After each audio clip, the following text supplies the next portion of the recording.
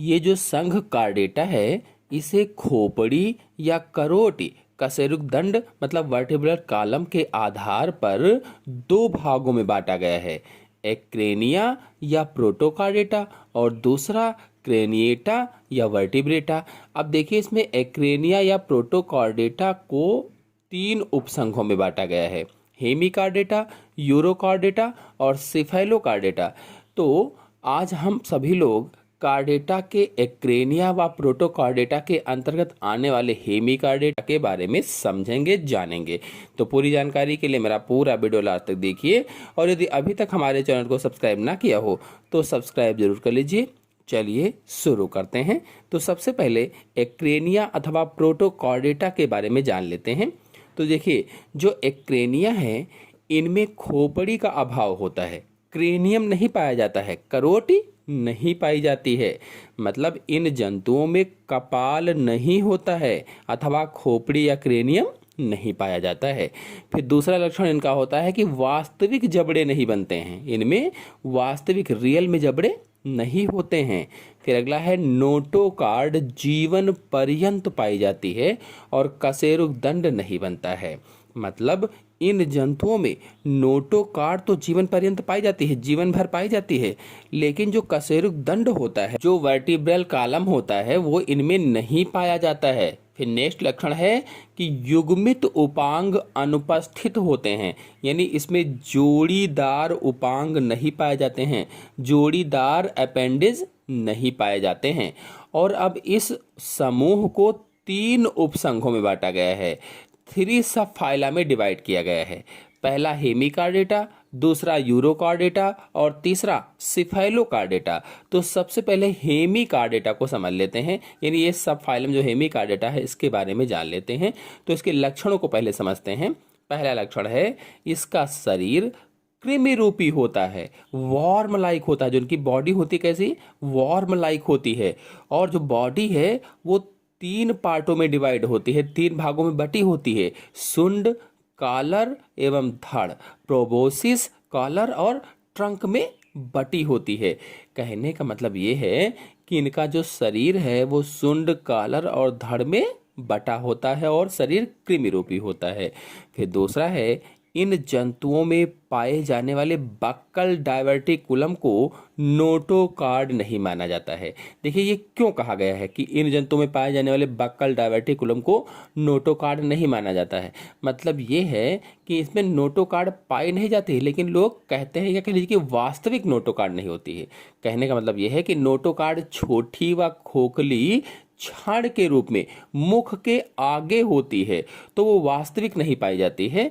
इसीलिए आपको बता दें कि जंतुओं के जो आधुनिक वर्गीकरण है, उस जंतुओं के आधुनिक वर्गीकरण में जो हेमिकार्डेटा है, हेमिकार्डेटा को कार्डेटा के साथ में नहीं रखा गया है, कार्डेटा के साथ में नहीं रखा है, और अब इसे कार्डेटा से निकालकर नॉन कार्डेटा के अंतर्गत रखा गया है। कार्डेटा से निकाल दिया गया है और नॉन कार्डेटा के अंतर्गत एक स्वतंत्र लघु संघ के रूप में या माइनर फाइला के रूप में इसको दिया गया है। इसका कारण यही है कि जो हेमिकार्डेटा है इन जंतुओं में वास्तविक नोटोकार्ड नहीं पाई जाती है, वास्तविक नोटोकार्ड नहीं होती है। इसीलिए इस वाक्य में कहा गया था कि इन जंतुओं में पाए जाने वाले बक्कल डायवर्टिकुलम को नोटोकार्ड नहीं माना जाता है। फिर नेक्स्ट पॉइंट है इनमें कंकाल ऊतक यानी स्केलेटल टिश्यू अनुपस्थित होता है। कहने का मतलब यह है कि इसमें अंतः कंकाल नहीं पाया जाता है। फिर अगला पॉइंट है देह भित्ति यानी बॉडी वॉल एक स्तरीय एपिथेलियम से बनी होती है। जो इसकी पूरी देह भित्ति है वो कैसे बनी है, एक स्तरीय एपिथेलियम से, यानी एपिथेलियम का केवल एक स्तर पाया जाता है बस, और डर्मिस अनुपस्थित होती है या डर्मिस नहीं होती है, एब्सेंट होती है। फिर नेक्स्ट पॉइंट है आहार नाल यू के आकार की होती है।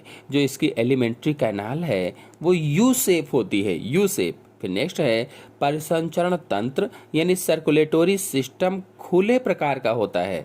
जो सर्कुलेशन होता है ओपन टाइप होता है, खुले प्रकार का होता है। फिर नेक्स्ट है देह गुहा एंटेरोसील प्रकार की होती है, एंटेरोसील प्रकार की, जो प्रोटोसील, मीसोसील तथा मेटासील में बटी होती है। जो देह गुहा है वो कैसी है, एंटेरोसील प्रकार की है, जो प्रोटोसील, मेसोसील और मेटासील में बटी होती है। नेक्स्ट पॉइंट है, परिवर्धन में टॉर्नेरिया लार्वा पाया जाता है। अब देखिए बहुत सारे इसमें से क्वेश्चन पूछे जा सकते हैं, जैसे एंटेरोसील देहुआ किस में पाई जाती है, या टॉर्नेरिया लार्वा किस में पाया जाता है। तो परिवर्धन में इसमें टॉर्नेरिया लार्वा पाया जाता है। और उदाहरण के लिए अगर देखा जाए तो बैलोनोग्लासस जो है, जो मैं चित्र दिखा रहा था, जो बैलोनोग्लासस है इसका मुख्य उदाहरण होता है। अब बैलोनोग्लासस जो होता है सामान्यतः इसे जिह्वा कृमि कहा जाता है, टंग वार्म कहते हैं। जो बैलोनोग्लासस है सामान्य रूप से इसे टंग वार्म या जिह्वा कृमि कहा जाता है। और इसमें जो प्रोबोसिस होती है वो जिह्वा के रूप में दिखाई देती है, यानी जो सुंड होती है वो जिह्वा के रूप में दिखाई देती है।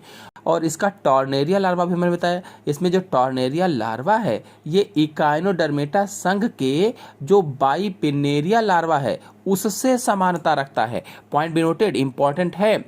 जो बैलोनोग्लासस का टॉर्नेरिया लार्वा है ये इकाइनोडर्मेटा संघ के बाइपिनेरिया लार्वा से समानता रखता है और इसे कशेरुकी और अकशेरुकी के बीच की कड़ी माना जाता है।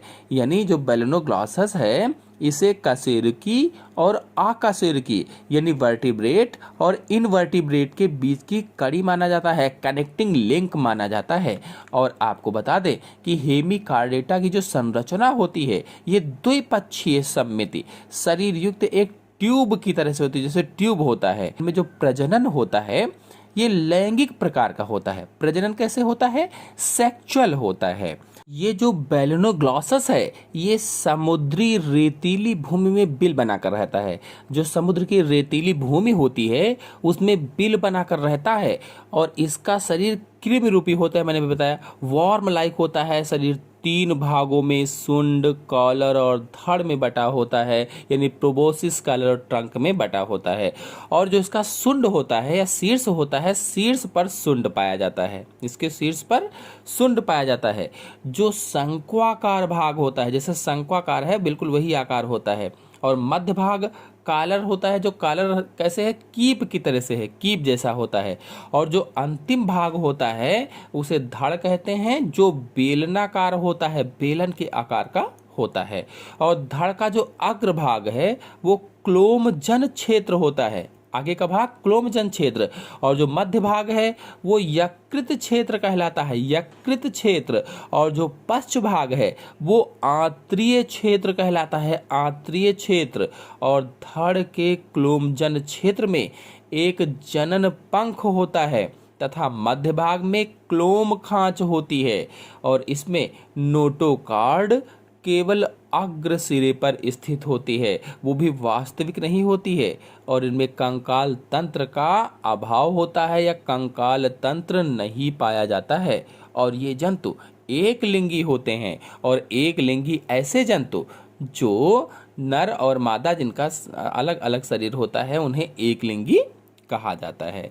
तो कुल मिलाकर के मैंने बताया जो इनका धड़ है, धड़ के अग्रभाग में क्लोम होते हैं, गिल्स पाए जाते हैं। मध्य भाग में यकृत क्षेत्र बताया, यानी कि लीवर वाला क्षेत्र होता है। और इसका जो पश्च भाग है वो इंटेस्टाइनल क्षेत्र होता है या आंतरीय क्षेत्र होता है।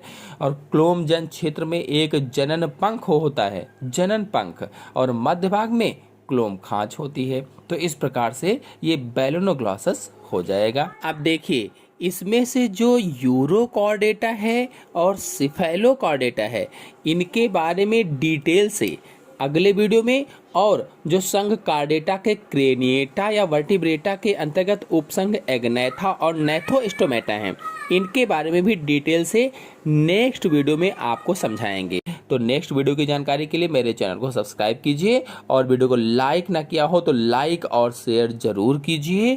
धन्यवाद।